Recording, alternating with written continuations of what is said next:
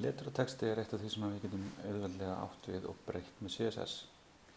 Til að byrja með getum við breytt því í hvaða leturgerð textin okkar og þá skilgreinum við með font family eindinu í röð hvaða fjölskyldur við viljum nota. Til dæmis byrjum við hér á því að skilgreina Helvetica ef það til staðar, sem til staðar til á Mac-vélum.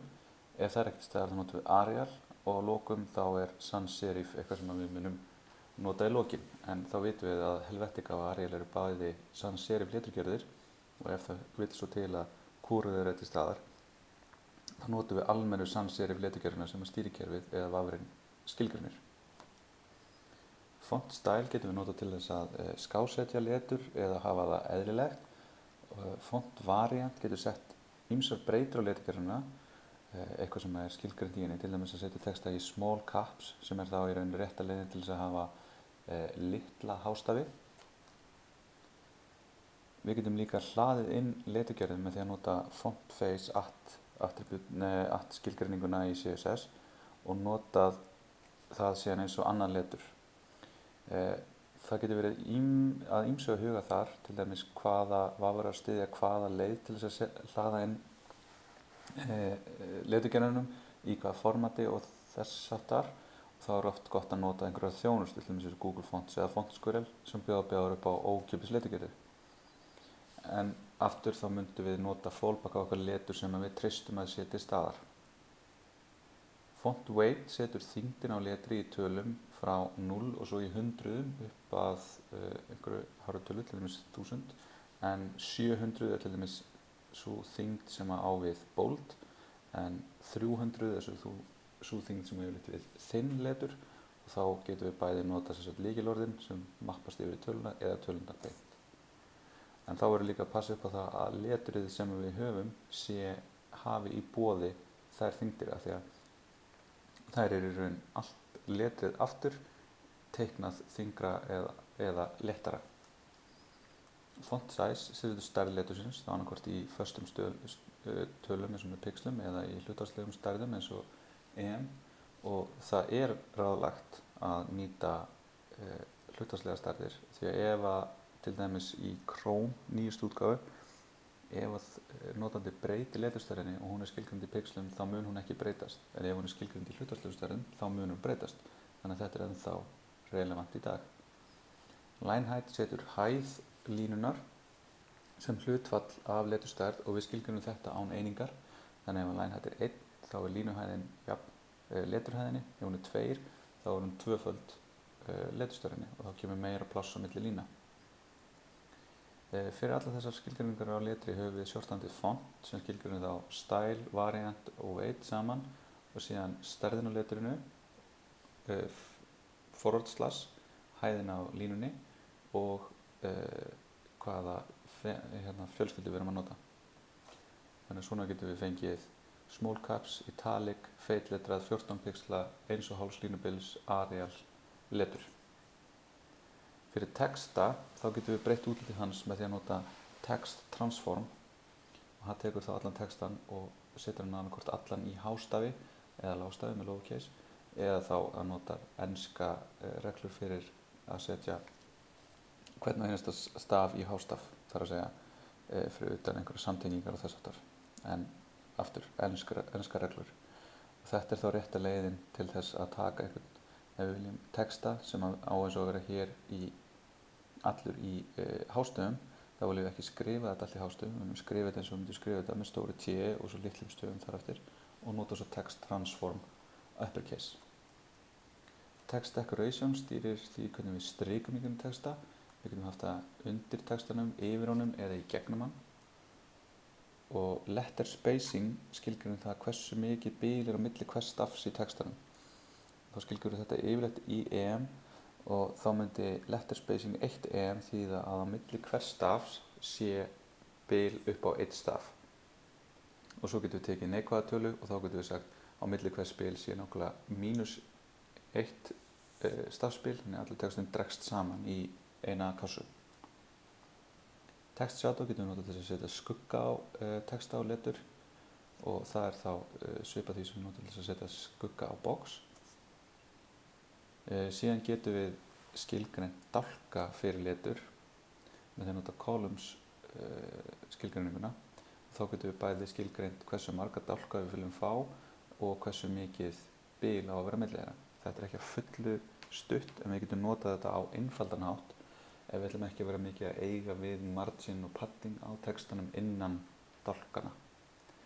En dæmi þetta er hér þar sem að við erum með einhvern texta sem að ef við byrjum á því að fjarlægja allan stíl af, gerum við það svona,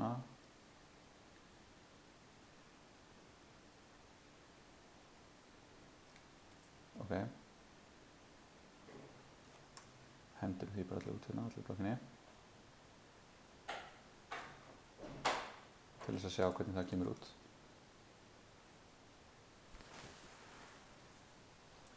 Einhver vandræði í gangi hér, til þetta líka út.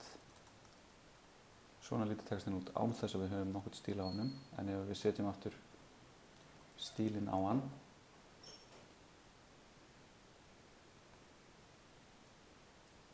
nú erum vandræði með net, þannig að fjarlægjum þetta, þar sem það kemur ekki að sök, þá sjáum við hvernig textin kemur út. Eftir erum við búin að setja nokkuð grunn, svona tiltölulega einfalda stíla á hann. En ef við förum í gegnum þetta, þá setjum við hér, línan sem ég tók út hérna er í raun sem sækir leturgerðirnar á Google Fonts, en vegna þess að netið datt út, þá er það ekki að virka. Og tökum hann út þá í bili, en þá segjum við að meginmáli okkar á að vera Merriweather, og ef það er ekki til staðar þá fáum við Georgia og ef það er ekki til staðar þá fáum við serifletur. Meginmál síðunnar á að vera 100% að breidd, miðjusett með margin hér, en ef að við viljum í raun hafa lesanleika viljum horfa til lesanleika, þá viljum við passa upp á það að við fáum aldrei meir en 50-60 stafi per línu og þá setjum við það sem það að það er 55 stafspil sem er max við hér á milli. En svo notum við reynda dálkana til þess að gera þetta enn meiri styttri línur. Síðan erum við hérna með section sem ef við skoðum hvernig HTML lítur út þá er þetta mjög einfalt. Við erum með main, fyrirsögn, section, inn í því eitthvað p og ekkert meira. Þannig að sectionið notar hér column til þess að búa til 2 dálka og ef við fjarlægjum það þá getum við séð að textin fer einfallega bara í eina línu að öllu leyti. En með þessu getum við tekið texti sem að öðru leyti er kannski frekar langur og breytt honum í það að vera í 2 dálkum. En skiljanlega er þetta kannski ekki ráðlagt nema þegar við erum með texta sem er einhvern veginn svona þægilegt að lesa á einni skjástærð. Fyrir síðan fyrirsögnuna, þá erum við búin að eiga aðeins við hana og setja hana alla í hástafi. Við skoðum hana hérna. Þá erum við hana með Open Sans Condensed sem er leturgerð en höfum aftur einhverja sans serif leturgerð sem fallback. Við notum text transform til þess að breyta honum öllum textunum í uppercase. Við notum letter spacing til þess að færa letrið aðeins í sundur. Töluvert í sundur. Þannig að við getum séð hvað gerist ef við setjum 1 EM, þá verður þetta töluvert mikið. Ef við setjum -1 EM, þá fellur þetta allt í eina súpu. En höfum þetta í þessu gildi sem það var, 0,2. Og svo setjum við text shadow hérna á, sem að setja svona léttan texta á þetta. Og svo notum við text align sem að miðjusetur textan inn í bóksinu. Og hérna er þetta svipað eins og með hitt á bóksunum að við getum breytt í hvernig þetta haga sér. Og við notum hérna 50% gegnsæjan svartan lit. Við getum séð hvernig hann breytist ef við förum upp í að fullu svartan lit. Þá verður hann aðeins svona þykkari og kannski aðeins svona klunnalegri. Þannig svona getum við gert svona létt svona treatment á textan. En fyrir síðan fyrir setningar, fyrir paragraf hér, þá segjum við að þær fylgja bara þeirri letustöð sem er skilgreind af meginmáli og við gerum aðeins meira línubil hérna og síðan er í raun aðeins leikið sér með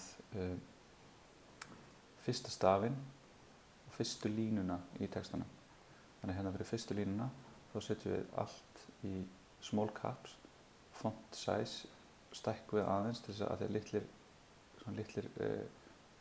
caps eru aðeins minni, þannig að þetta verður aðeins stærra og læsilegra.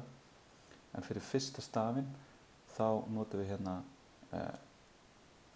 shorthand fyrir font til þess að gera hann bold, stækka letrið, breyta línuhæðinni þannig að hann sé svona sirka bát að taka 2 línur hérna og fái síðan aðra leturgerð, fái sér sömu leturgerð og er í hausnum.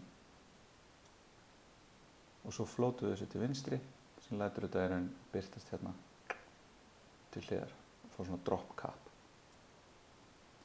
Síðan notum við sibling selektorinn til þess að segja að ef við erum með mörg P í röð þá er það fyrsta er dregið inn 2 EM og fær margin top 1 EM.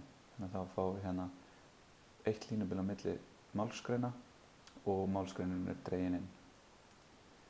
Síðan í raun til þess bara að sýna hvernig þetta er sett hérna, þá er font weight á strong sett á 700 og EM font style sett á italic og del sett á line through. Þannig hér er dæmi það í textunum. Hér er del með line through, strong með feitletrun og EM með skáletrun.